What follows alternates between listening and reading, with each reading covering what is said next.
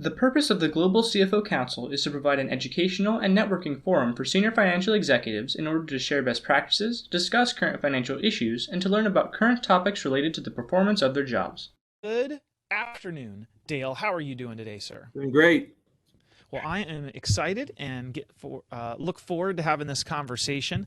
Let me do a little introduction of you, Dale. I did a little internet research. Oh boy. And Dale is a resident of the great state of Texas. I was going to say Austin, but it sounds like now it is actually Houston, and you're the Chief Financial Officer of Western Container Corporation. Is that correct? Correct. Think you got your undergrad in accounting from Indiana University of Pennsylvania, super active volunteer in organizations such as the Food Bank, Special Olympics.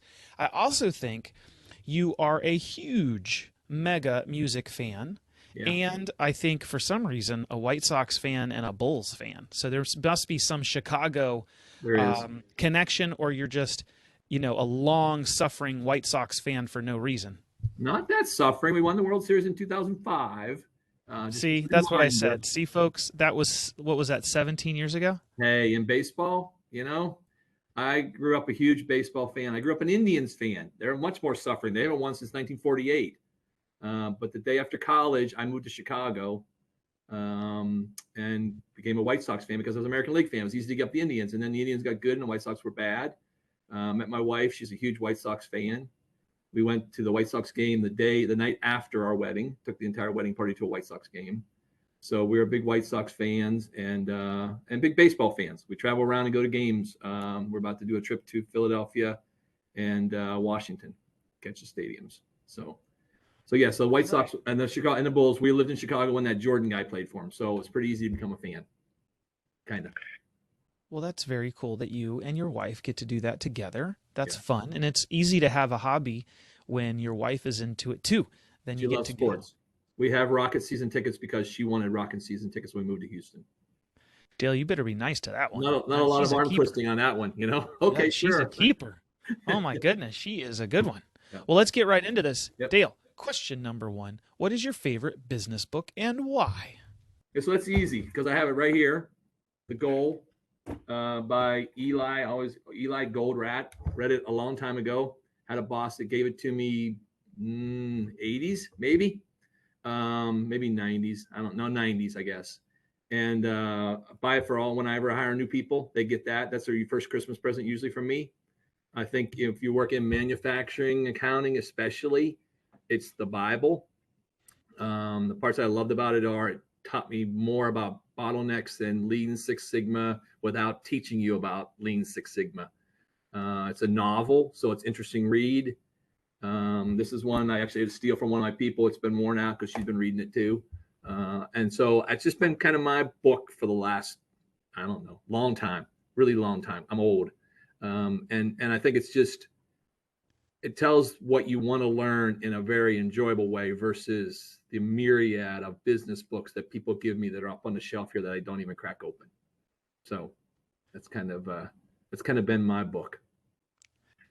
Amen. It's the most mentioned book of all these Meet a Member videos. Yeah. That it's such a classic. I always think about it when I'm on a hike, and there's my son was in Scouts, and so we very quickly moved the slow kid up to the front. Right. Well done. Well done, and Dale. So I know other people love it, but it's if you ask me my favorite book, it's the only book that I really, really live and die with. Absolutely. Question number two. What is the best advice that you have ever received? So I don't think it doesn't come out the way it's supposed to, but I had a boss when we were in Houston in the 80s, 84, 85, 86. Our daughter was born here. That's one of the good things that came out of Houston during that time frame. But I had a boss that told me it was easy to fly. It was easy to be an eagle when you work with a bunch of turkeys, right? So it came out really mean because I had some people that were underperformers. But what he really meant, and which I think is what our life's been, is don't be afraid to fly. Don't be afraid to move. Don't be afraid to go places. Don't just stay on the turkeys. I don't know if you're a turkey expert, but turkeys do not fly very well or very far, versus eagles do and are not afraid to try new things. So, this was my second assignment or third assignment with the company when we came down here. I'd already been at a nuclear power plant. We've moved around. When I took this job at Western Container 18 years ago, it was headquartered in Midland, Texas. We were living in Austin. Austin to us was spectacular, terrific, great. Midland, not so much, but it was a great opportunity. My wife came to visit the first time and she flew out. I picked her up at the airport. She came out of the airport. She opened the car door and she had one simple word: no, we're not moving here. So for 9 years, I commuted because it was a great job. And, I had taken the job because our company in Austin went out of business, went bankrupt. And I was looking for a job to get me through the last 18 months of our daughter's high school. So then we could move where we wanted to. And 18 years later, I still come to work the same place. We've now moved the company to Houston. We physically relocated to Houston. And it's just been fun. So I think I took that advice from Bill Robinson back in 1984 of don't be afraid to fly. Don't be afraid to do stuff. Sometimes it works, sometimes it doesn't, but it's always fun. Dale, what about a new tool that you've recently started using or a new habit that you've recently picked up that you have found beneficial? So one of the real advantages of being old is you don't have to pick up new tools. You let the kids pick them up. And at this point, at 62, new habits probably aren't happening. But I will say that I play golf somewhat, and it's become a little bit more. I have a problem that I only do things one way, which is all in. So I started playing golf again a couple years ago. Not seriously like good, but like paying attention to it. And last fall, I signed up for this magazine, The Golfer's Journal, and they have a little online community called the Broken Tee Society and this Discord server where everything communicates. I'd never heard of a Discord server. Well, actually, I had because I heard Shooter Jennings talk about it on his radio program on Sirius XM, but I know what the hell it was.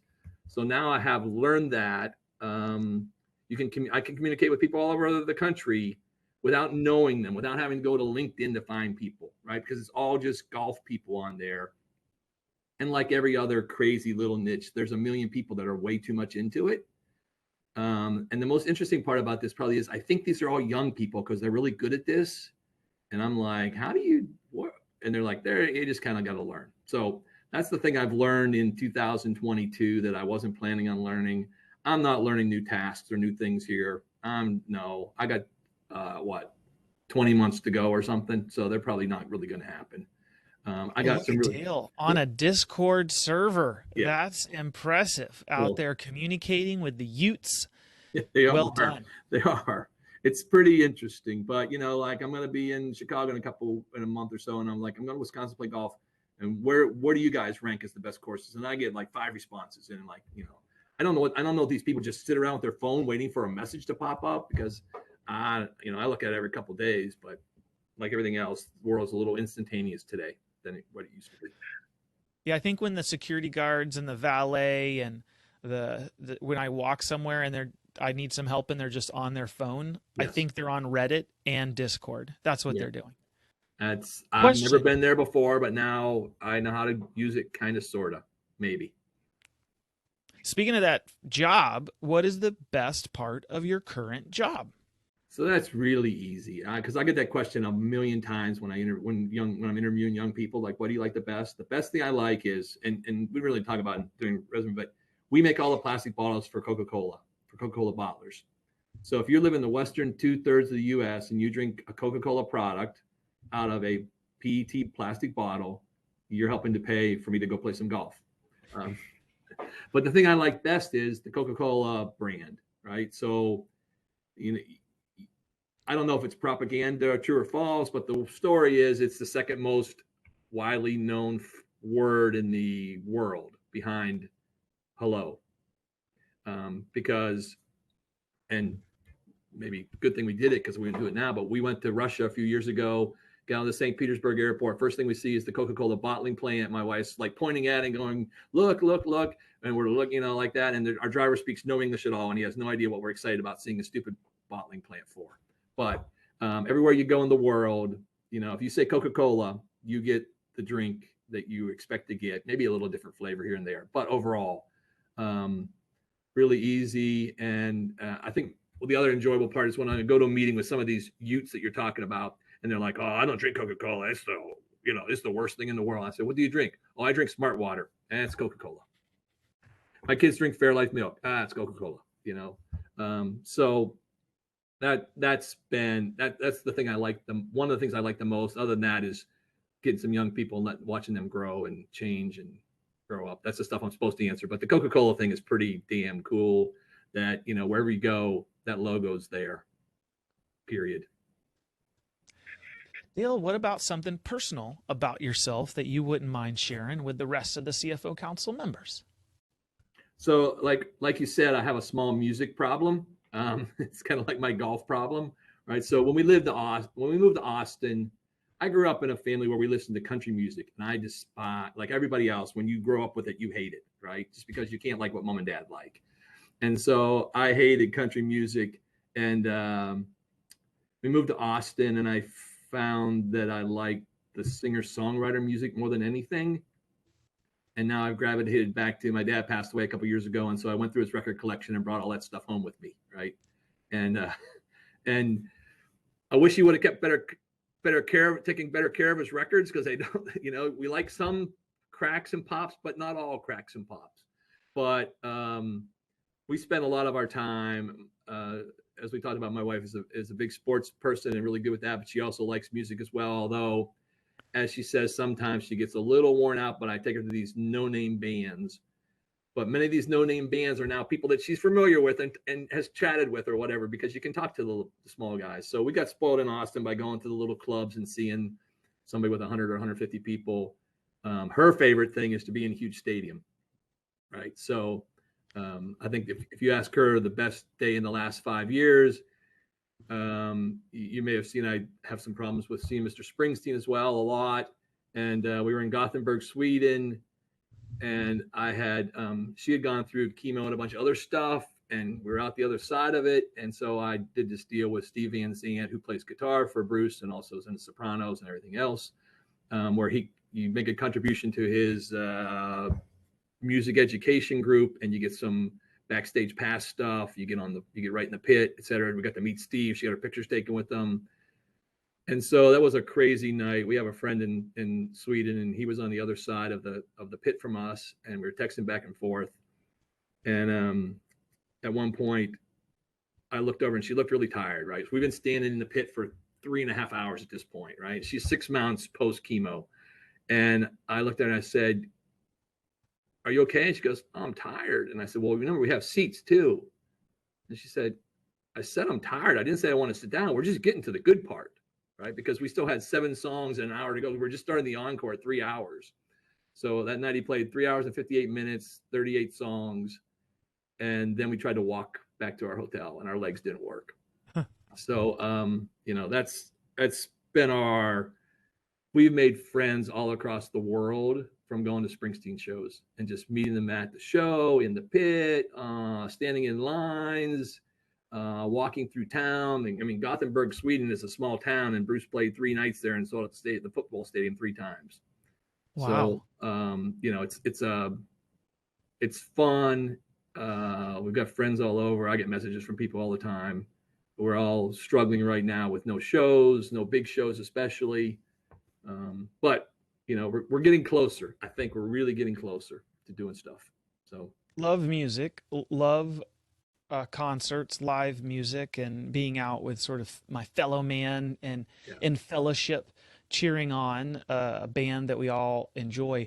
2 questions. One is, what's an emerging Texas band that you really like that the rest of us should keep an ear out for? If you were going to have to throw out a name, what would you give us? Texas band. I don't think I have an emerging Texas band. Emerging bands, because music is so, where you're from doesn't matter anymore with, well, it used to be Spotify, but I quit them to follow Neil's lead. But with the internet and the ability to get all that information, there's if I want to say country, there's a young lady who put out an album, Riddy Arman, Riddyarman, I heard a song, which is, so my rules are, if I hear a song and I like it, then I listen to the album, because I'm still an album person. I'm not a singles person. That seems to be bad to me, for the artist especially. And if I like the album, I order the vinyl. I get the vinyl. I typically play it once and I put it away, and I still listen on whatever my streaming service is, because it's just easier. But this album by, she's a young lady. She's not from Texas, but she's from the West. It's very country, which is the music I hated. If you'd have played this album for me in 1986, I would have thrown it out the window. Now, when I write my blog for the first half of the year, it'll probably be my number one album.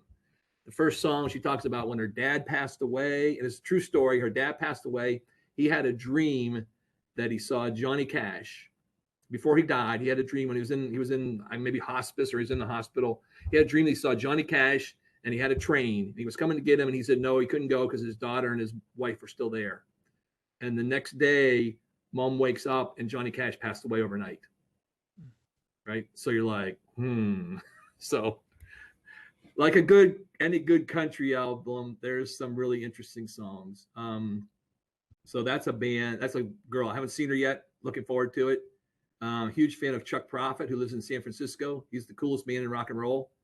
Longtime guy. Wrote an album 2019 that was my top 5 albums. Also a big fan of a band from North Carolina called American Aquarium. They're a country rock band. BJ may be the funniest guy in America, the funniest comedian, funniest musician in America. I took my wife to a show and she goes, "Is this a comedy show or is this music?" It was a solo show, and he's told stories. 2-hour show. He's told stories that took up an hour plus of the show. So they're one of my favorite bands now, and about a million other ones that most people haven't heard of that I drag her to. If you ask her, she's excited because we're going to go see Elton John in the fall, or we're going to go see Coldplay is coming to town. She loves a stadium show. Her favorite part of the concert is when the lights go down before the band comes out, because it's like, oh, well, they're going to play first, right? So, and sadly, in today's world, we usually know, but I don't tell her. Well, that's fun that you get to enjoy that together with your wife. She's a sports fan. She's a music fan. You guys have a lot in common. That's an awesome connection and match. Let's get to the question number 6. Last question. It happened so fast. What is something that I should have asked you, but I didn't?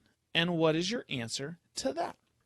So the question I get the most when I interview young people is, what'd you do to get to be CFO, right? So if you look at my resume, no MBA, no CPA, no CMAG, whatever the hell those other initials are. I got nothing after my name, right? I got BS, and most people think it stands for something other than Bachelor of Science, right? And so my answer always is, it just shows that if you aren't afraid, if you work hard, if you go do things that people, I got this job in Midland, Texas, because nobody wanted to go from Austin or Houston to Midland, Texas. And so it seemed like a really good job, and it's changed our life completely, right? I mean, 18 years of being here, I didn't have a real good track record of staying places more than 2 or 3 or 4 years because I get bored. I haven't been bored, but don't be afraid. Like, don't just be the person who says, well, I'm going to wait. I mean, we all want everybody to stay someplace for a long time. It doesn't happen, right? I mean, when I hire people, the other day, one of our AR analysts, she hit 2 years, and I'm like, you've met my expectations. She goes, what do you mean? I go, with young people, my goal is 2 years, because we're going to be too slow at moving you around, maybe, probably, potentially. And you're going to be impatient. And if you're not, then I hired the wrong person, probably. I need some steady people, but mostly I want people to do things. So don't be afraid. Go do other stuff. And so I like that theme and that I'm seeing here, Dale. You're very consistent that eagles soar, whether it's at work or it's music, the sports. You guys are active. You're always out and about, willing to try something different and exciting. I have super enjoyed getting to talk to you and learn more about you. I clicked through the music blog, and I recommend checking that out. I'm going to put a link to it in the description of this video. It's definitely worth the read. It started out, our auditors, every year in our auditors knew I like music. They, what are your top albums? And I'm like, all right, I'm going to start writing this down, right? So that's what I created for them more than anything else. And then it's just, I had a really great conversation. We were in New York City. I think I wrote about it in the year-end thing, but we were in New York City. I met one of my friends up there who's forgotten more music than I'll ever know, Elliot. I met him at a South by Southwest show in Austin one Tuesday night, and I saw him 4 more times that week, and we became friends. And now we have dinner when we go to New York. And I asked him, what was the top albums of the year? And he goes, no, there are no top albums. They're one of my favorite albums, because if you ask me that question today and you ask me that question next week, it's a different answer. And I heard somebody say the exact same thing last week. They were asking him what their favorite Springsteen albums were. And he goes, no, or what the top Springsteen albums were. And he goes, no, here's my favorite one today, but next week it'll be something different. So, and I like to write, so it helps me kind of get that out of my needs. Well, on that note is a perfect place to close. Thank you so much for speaking with me today, Dale. I really enjoyed our conversation. Thanks for having me.